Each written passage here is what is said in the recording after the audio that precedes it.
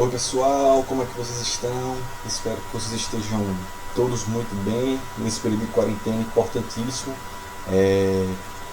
Hoje a gente vai dar início à primeira videoaula de biologia, que é a forma em que nós encontramos aqui no colégio, na Família Freire, de repor as aulas nesse período de quarentena, para que vocês não saiam prejudicados, ou seja, sem perda de conteúdo, não assistindo aulas, e para a gente não acabar perdendo um ano ou atrasando muito o ano letivo. Então a maneira que a gente chegamos no acordo é a partir dessas videoaulas e uma série de exercícios que a gente vai passar para vocês, que são exercícios que vão estar conectados em referência às videoaulas que a gente vai apresentando aqui, certo? Lembrando a vocês que é muito importante que vocês vejam todas as videoaulas, do começo ao fim, para vocês verem todo o conteúdo. É importante que vocês respondam os exercícios. É importante que vocês tirem suas dúvidas, porque a distância fica mais complicado, porque a dinâmica é outra, né? Presencialmente a dinâmica da gente a gente vai tirando as dúvidas, eu vou explicando as coisas, vocês vão tirando as dúvidas, e a gente vai vendo se entendeu ou não o assunto, e a distância não tem como fazer isso. Você tem que assistir as videoaulas para ver se vocês vão ter dúvidas ou não. No caso de vocês apresentarem dúvidas, então, ao final de todos os vídeos eu vou deixar o meu e-mail e meu Instagram, para caso vocês tenham dúvidas, vocês enviam ou por e-mail ou por Instagram, o que vocês preferirem, né? Aí eu vou respondendo a vocês na medida do possível.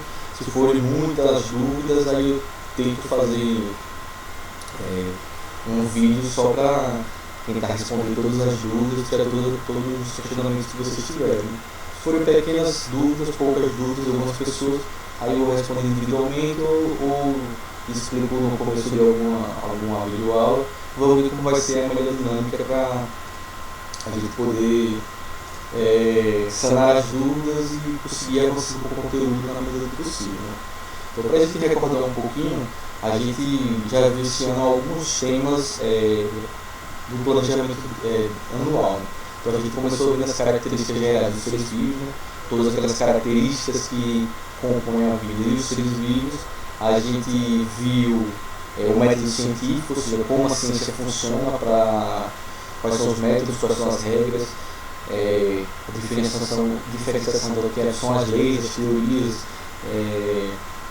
ou seja, como a ciência opera para poder servir a sociedade de forma geral, né?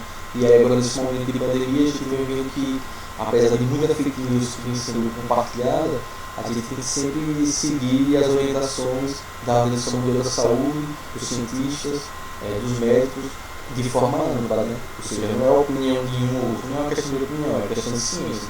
Então a gente tem que ver se os cientistas, os institutos de pesquisa, de medicina, de saúde de forma geral, se eles testaram os medicamentos, se é comprovado que eles têm eficácia. Ou seja, a gente sempre tem que estar se orientando a partir da ciência, porque vocês estudaram lá comigo, a gente estudou, né, junto, e aprendeu que o método científico é um método rigoroso para a gente poder aferir qualquer coisa, né? Ou seja, a gente vê se o medicamento funciona de verdade, se aquela teoria é certa, se aquela lei é certa até aquele momento.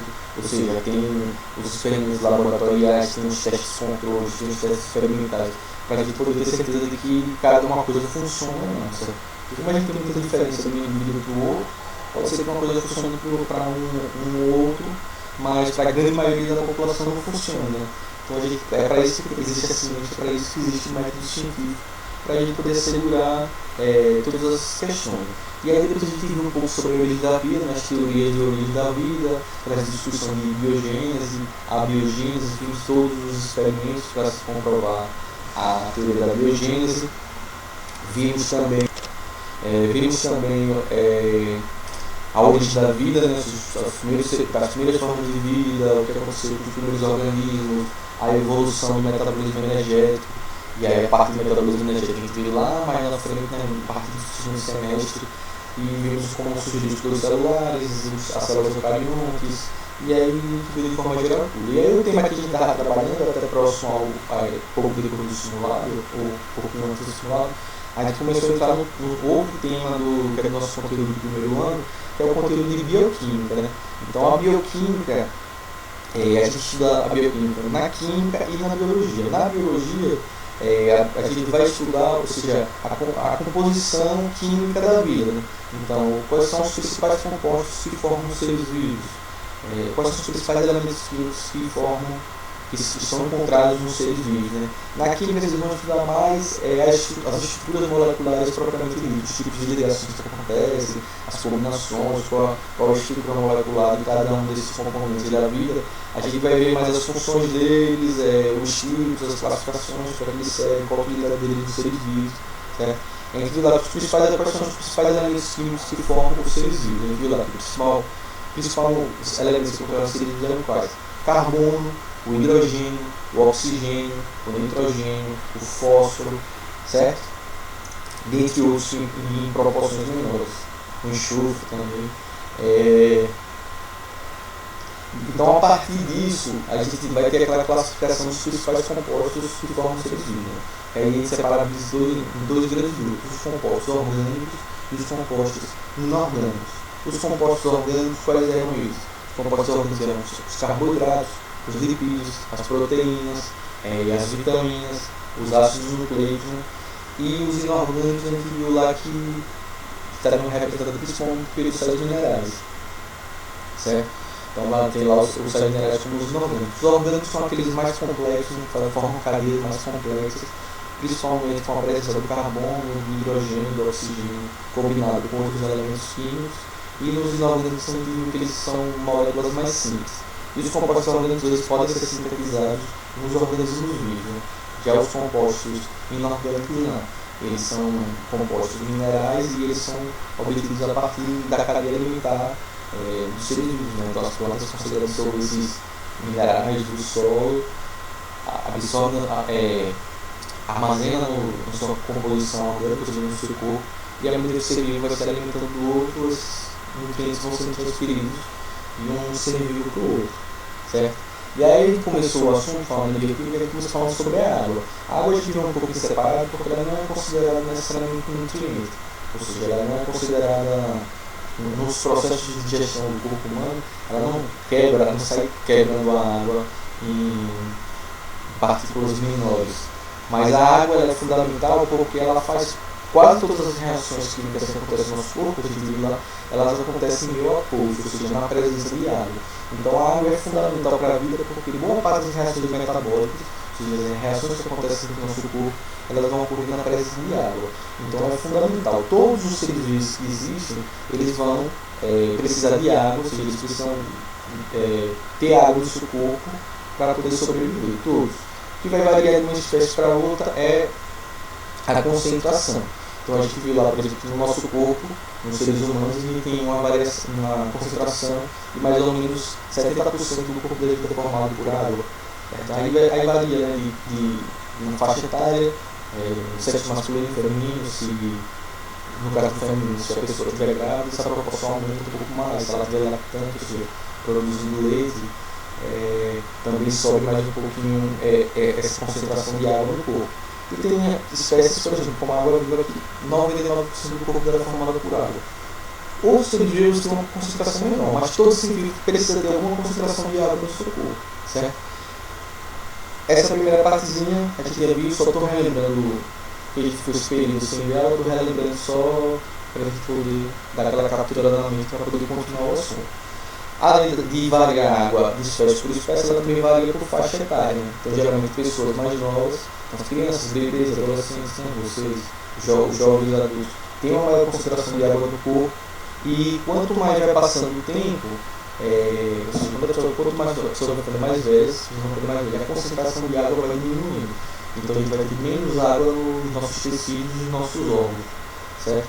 Então, é por isso que as pessoas começam a ficar com a pele enrugada, desviada, mais desidratada, porque o corpo já não consegue reter tanta água como nas idades mais novas, como nas idades menores do que as idades mais avançadas. Outra coisa que também varia a concentração de água é de acordo com a taxa metabólica e com a atividade, né? A atividade metabólica que as partes do corpo necessitam. Ou seja, quando a gente tem um órgão, uma estrutura que tem muita atividade metabólica, ou seja, que faz muita atividade, que sempre está trabalhando, sempre tem um consumo de energia, a gente tem maior concentração de água em relação àquelas estruturas do nosso corpo que tem menos atividade, certo? Então, por exemplo, em proporção, o cérebro da gente é onde tem a maior concentração de água no nosso corpo. Por quê? Porque o cérebro sempre está em constante atividade, certo? Então ele sempre está trabalhando muito. Então, como ele trabalha muito, como ele tem muita atividade, como ele tem muitas reações metabólicas dele, significa dizer que ele tem uma maior concentração de água, certo? E aí, a partir disso, a gente viu uma série de propriedades da água, né? Então, a gente viu a estrutura molecular dela, então, que a água é formada pelas ligações entre dois átomos de hidrogênio com um átomo de oxigênio, daí forma a molécula dela, que é o H2O. Ela tem uma característica de possuir a bipolaridade, ou seja, ela apresenta cargas elétricas positivas e cargas elétricas negativas, e que isso é fundamental para a água, para uma característica dela que nós chamamos de água solvente universal. O que isso quer dizer? Que ela consegue interagir com qualquer outra substância que apresente cargas elétricas. Sejam substâncias que tenham cargas positivas, sejam substâncias que tenham cargas negativas. Então ela interage com essas substâncias e ela pode ter a capacidade de dissolver essas substâncias, ou seja, de diluir essas substâncias na sua estrutura molecular, certo? Então, as únicas substâncias que não conseguem interagir com a água são aquelas que são chamadas de substâncias apolares. O que significa dizer que uma substância é apolar? É que ela não tem polo, ela não possui carga elétrica. Então, nesse caso, substâncias que não possuem cargas elétricas, que são apolares, elas não vão interagir com a água, certo? Então, essa polaridade da água, além de ser uma característica importante para ela conseguir dissolver outras substâncias que têm cargas elétricas, elas também interagem uma molécula com a outra. Ou seja, uma molécula d'água atrai uma outra molécula de água porque elas são polares, certo? No caso, eles bipolares. Então, quando uma molécula de água interage com a outra, a partir dessa constituição de pontos de hidrogênio, a gente tem uma característica da água que a gente chama de uma propriedade, que a gente chama de coesão. Ou seja, uma molécula da água atrai a outra e elas formam essa coesão, essa atração entre elas.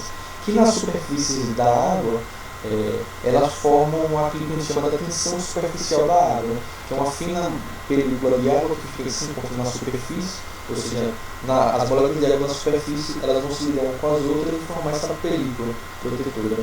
É quando eu dei o exemplo, quando pula na água, daquela barreira na água, a gente fica vermelho, né, sente dor, que a gente se choca com essa membrana até ela se romper, certo? Então essa tensão superficial é formada a partir da coesão da água. E outra propriedade é a adesão, ou seja, as moléculas de água se aderindo às outras superfícies que têm polaridade, né? E aí eu falei que o que variava dessa propriedade era uma que chamava de capilaridade, que era a capacidade da água de subir em tubos muito finos, né? Daí vem o termo capilar, esse capilar vira cabelo, né? A capilaridade é muito importante nas plantas, porque o transporte de seiva nas plantas ela acontece por essa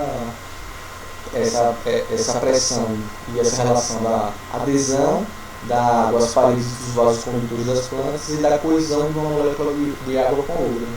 Então, a partir da coesão, adesão da água, a água é transportada nas plantas. E diferente da gente, as plantas elas não têm um órgão de bombeamento da água, certo? Elas vão bombear a água a partir desse processo, dessas propriedades de coesão e adesão da água, e a partir dos fenômenos que tem nas plantas, mas isso é um assunto para o segundo ano do ensino médio. Então essas foram algumas características, só relembrando um pouco o que a gente já viu sobre a água. Então o próximo composto bioquímico que a gente vai estudar são o que a gente chama dos carboidratos, certo? Os carboidratos eles podem ser encontrados principalmente em quais alimentos? Os carboidratos podem ser encontrados nas massas em geral, né? No trigo, então pão, macarrão, pizza, bolo, arroz, certo? Mandioca, nas raízes estão gerando mandioca, a macaxeira, a cenoura, na batata, certo? Então esses são alimentos que são ricos em nutrientes do tipo carboidratos, certo? a gente encontra com muita concentração desses alimentos. Só encontra nesses alimentos carboidratos? Não, mas principalmente a gente encontra os carboidratos nesses alimentos. Os carboidratos no nosso corpo eles são muito importantes, principalmente porque eles são considerados nutrientes, ou seja, compostos orgânicos, que a gente chama de compostos energéticos. O que são compostos energéticos?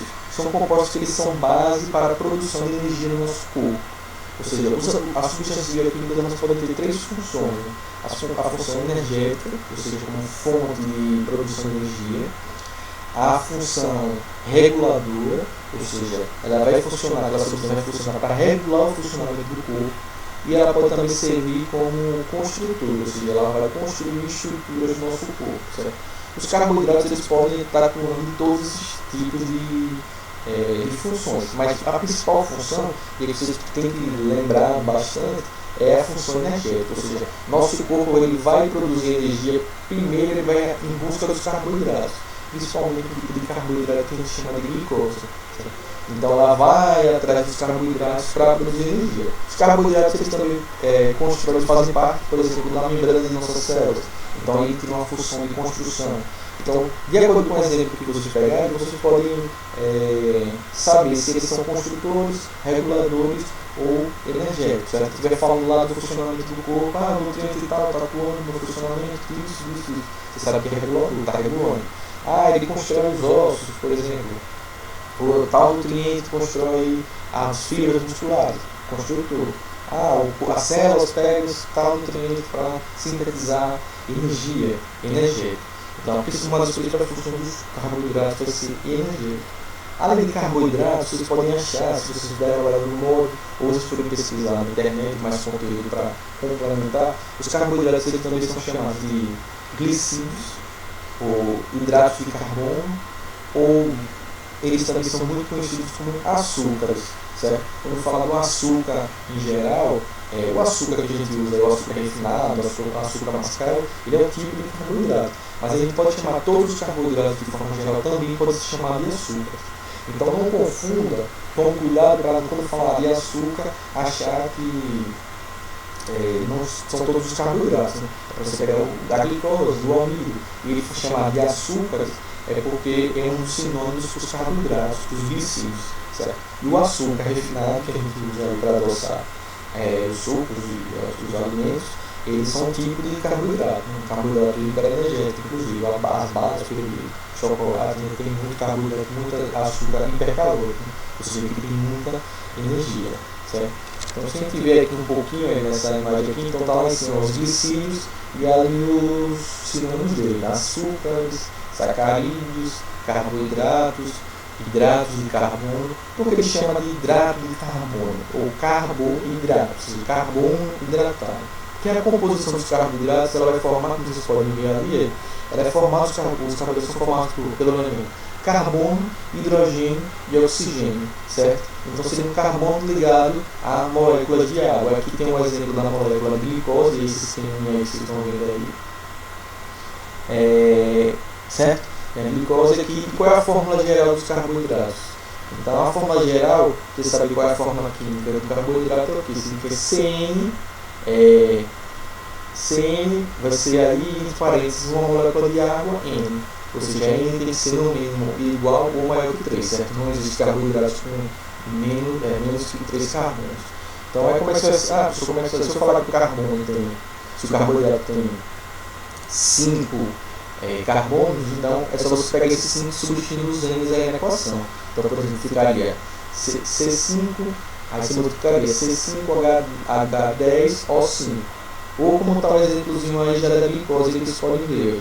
Então a glicose tem 6 carbonos, então fica C6H12O6, ou seja, N é igual a 6, é só substituir na fórmula que você descobre como é composta a molécula de carbono, de glicose, certo? Ela tem 6 carbonos, 12 hidrogênios, 6 oxigênios, certo? Então essa é a fórmula geral e essa é a composição dos carboidratos, né? Então daí carbono hidratado, o carbono ligado a moléculas de água, certo?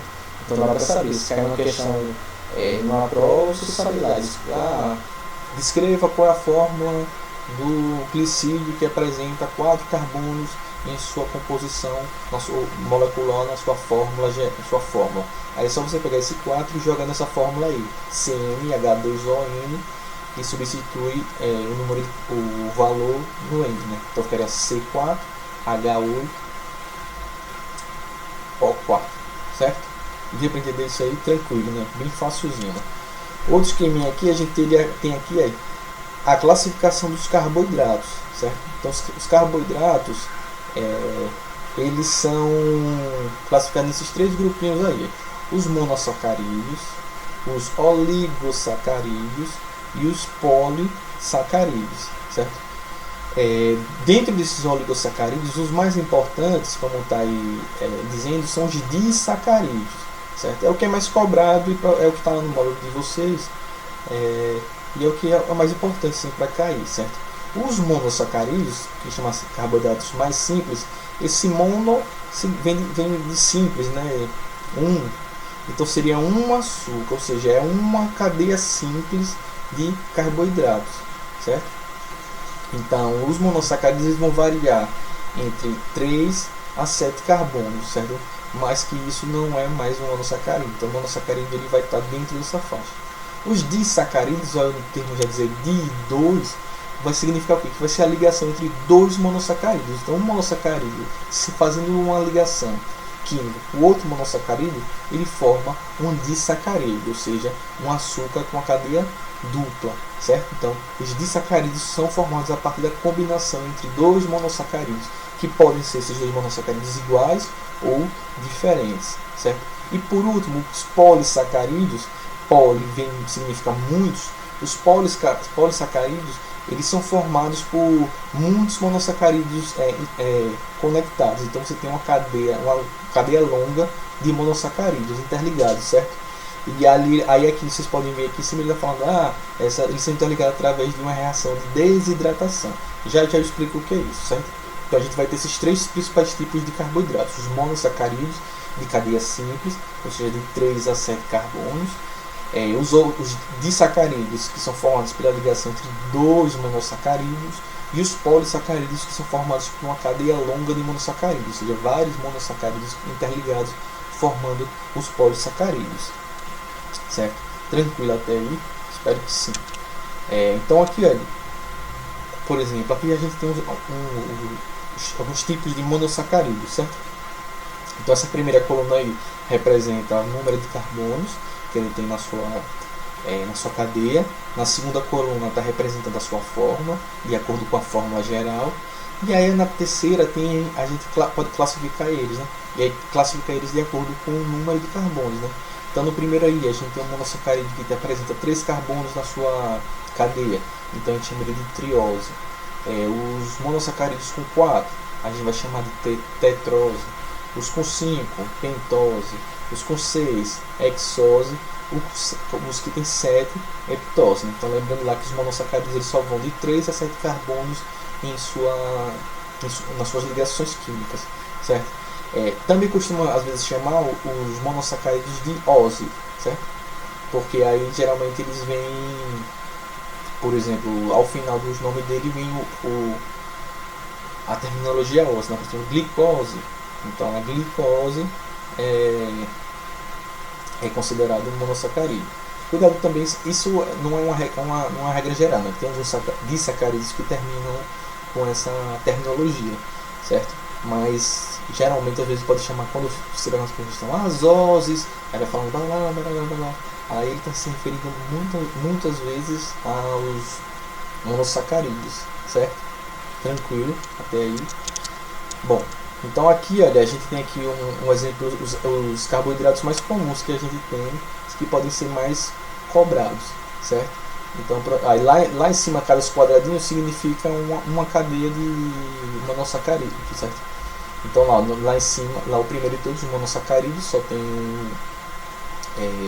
uma molécula simples. Os disacarídeos, que tem lá a ligação de 2 monossacarídeos formando eles, né? E os polissacarídeos, que tem vários quadradinhos enfileirados, ou seja, a gente tem várias moléculas de monossacarídeos interligadas, certo? Então a gente vai ter ali nos monossacarídeos quais são os mais comuns: as pentoses, que a gente chama, que a gente vai ver mais para frente, né, que é bem importante lembrar, que é a ribose e a desoxirribose. Elas são os açúcares, ou seja, os carboidratos que vão estar formando as moléculas dos ácidos nucleicos, né? Ou seja, no caso o DNA e o RNA. Então a ribose é o Rzinho do RNA, ou seja, é o açúcar que forma o RNA, e a desoxirribose é o Dzinho lá do DNA, ou seja, é um açúcar que forma a cadeia de DNA, que é a desoxirribose. Então essas pentoses elas são muito importantes porque elas são componentes do nosso RNA e do nosso DNA, que são outras substâncias bioquímicas que a gente vai ver por último, que são os ácidos nucleicos, certo? Então esses açúcares eles vão compor o RNA e o DNA, e as hexoses a gente vai ter aqui muito comuns, né? A glicose, que é o principal monossacarídeo para a produção de energia no nosso corpo, no corpo dos seres vivos. Ou seja, a gente vai ver lá no segundo semestre, quando a gente for estudar metabolismo energético e respiração celular aeróbica, ou seja, com o uso de oxigênio, a gente vai ver que essa reação química ela vai degradar a molécula de glicose para para produzir as moléculas energéticas que o nosso corpo usa para desenvolver suas reações metabólicas, né? Então a glicose é um monossacarídeo muito importante. A galactose é um monossacarídeo que vai fazer parte da constituição do carboidrato do leite, né, que é a lactose. A frutose geralmente são os açúcares das frutas. E temos por último aqui a mannose. Essa também é encontrada em algumas frutas, como a amora, e ela também faz parte de algumas reações químicas de fosforilação, que a gente vai ver mais para frente, certo? Mas ela faz parte de algumas reações metabólicas no nosso corpo. Os principais disacarídeos que a gente tem é a maltose, a lactose, né, que é o açúcar do leite, a sacarose, que é o açúcar da cana-de-açúcar, né, que vai fazer esse açúcar refinado, e tem essa trealose, desculpa, também, que é outro tipo. Os mais importantes que a gente vai ter aí é a lactose, a sacarose e a maltose. A maltose ela vai estar muito ligada quando você vai quebrando as longas cadeias de monossacarídeos nos processos digestórios. Ele forma a maltose. Quando você quebra a maltose, você forma duas moléculas de glicose. Então a maltose ela é formada por uma monossacarídeo de glicose ligada a outro monossacarídeo de glicose, certo? Por exemplo, a lactose é a combinação entre uma glicose e a galactose. A sacarose é a combinação entre a glicose e a frutose, certo? Então esses são os principais tipos. E os polissacarídeos, que são das cadeias longas, a gente tem bastante importante aí. Isso tem que saber, tem que lembrar. O amido é a forma de reserva energética que a gente encontra nas plantas. Então as plantas elas armazenam no corpo delas os carboidratos na forma de amido, certo? Então o que é o amido? Um polissacarídeo que é reserva energética no corpo das plantas, certo? O glicogênio, no caso, é como o nosso corpo armazena glicose, certo? Armazena carboidratos. Então, enquanto no corpo das plantas elas formam o polissacarídeo amido para armazenar carboidratos, no nosso caso, no nosso corpo, o armazenamento de energia, ou seja, de carboidratos de cadeia complexa, é na forma de glicogênio, certo? Então o amido serve como reserva energética nas plantas, o glicogênio serve como reserva energética nos animais, certo? A celulose também é encontrada nas plantas, mas nesse caso aí a celulose ela não vai ter função energética nas plantas, ela vai ter função construtora, né?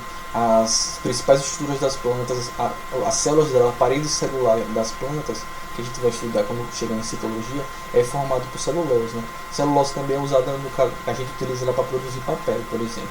E a quitina é um polissacarídeo que forma as carapaças dos artrópodes, dos insetos, dos crustáceos, aracnídeos, ou seja, a carapaça que eles formam, que reveste o corpo deles, o esqueleto que reveste o corpo deles é formado por quitina.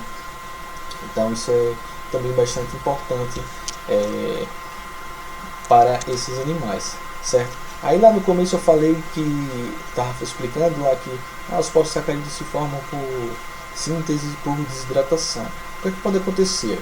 Então, se vocês verem esse esqueminha aí em cima, temos dois, que está usando esse em verde, dois monossacarídeos diferentes. Em um representa o processo de ligação entre esses dois monossacarídeos, quando eles se combinam. E a setinha 2 é o caminho inverso, é quando esses monossacarídeos eles se separam. Então vou explicar primeiro ali 1. Aí eu coloquei aqui na legenda 1, síntese por desidratação. O que é que isso acontece? Quando dois monossacarídeos se ligam, veja o que acontece embaixo. Então, quando eles se ligaram ali embaixo para formar aquele disacarídeo, veja o que acontece com essas moléculas. Elas vão se ligar ali, eles vão se ligar ali no oxigênio, e vocês estão vendo ali que abaixo tem mais H2O. O que isso significa dizer? Para dois monossacarídeos se unirem, eles sempre liberam uma molécula de água. Então, quando eu vou formar um disacarídeo, ou seja, quando eu for fazer a combinação entre dois monossacarídeos, eu vou ter a liberação de uma molécula de água. Então, quando eu vou formar os polissacarídeos, cada novo monossacarídeo que se liga à longa cadeia de polissacarídeo, sempre que eu fizer essa ligação, sempre vai ter uma liberação de uma molécula de água. É por isso que eu digo que ali acontece uma síntese por desidratação. Ou seja, quando esses monossacarídeos se ligam, eles sempre liberam moléculas de água, ou seja, eles se desidratam, ou seja, eles perdem água, certo? Então daí a gente usa o termo síntese por desidratação. E o inverso, ou seja, quando eu quebro uma molécula de um disacarídeo, ou quando eu tenho lá uma longa cadeia de polissacarídeos e eu retiro uma molécula de monossacarídeo, sempre que isso acontece, o que vai acontecer? Vai entrar água nessa reação, ou seja, a reação contrária. Aí eu digo que isso é uma reação por hidrólise. O que é hidrólise? Esse lise significa quebra, e o hidro vem de água. Então ele está dizendo que ele está tendo uma quebra na molécula a partir da água, ou seja, entra água naquelas moléculas e elas rompem suas ligações, certo? Então quando eu faço a ligação entre monossacarídeos para formar disacarídeos ou polissacarídeos, eu faço uma síntese por desidratação, ou seja, toda ligação que ocorre libera uma molécula de água. E o inverso, ou seja, quando eu vou quebrar essas ligações, ou seja, se eu for pegar esse disacarídeo e separar ele em dois monossacarídeos, acontece por um processo de hidrólise, ou seja, quebra a partir da água. Então aquela água que sai para ela se ligar, ela entra para romper a ligação, certo? Espero que vocês tenham conseguido entender essa primeira parte dos carboidratos. Na próxima videoaula eu vou falar sobre os lipídios, que é um outro tipo de composto orgânico. Se vocês tiverem dúvidas, logo aqui ao final do vídeo, vou colocar aqui meu Instagram, meu e-mail. Vocês podem mandar suas perguntas, suas dúvidas, e eu vou respondendo com vocês vou responder para vocês à medida do possível. Se forem muitas dúvidas, a gente faz uma aula só, uma videoaula só para poder retirar essas dúvidas, certo? Espero que vocês estejam bem, fiquem em casa, lavem bem as mãos, cuidem dos seus familiares. Encontros por enquanto só a partir de videochamadas, certo? Espero que a gente possa se ver em breve. Um abraço e até a próxima videoaula.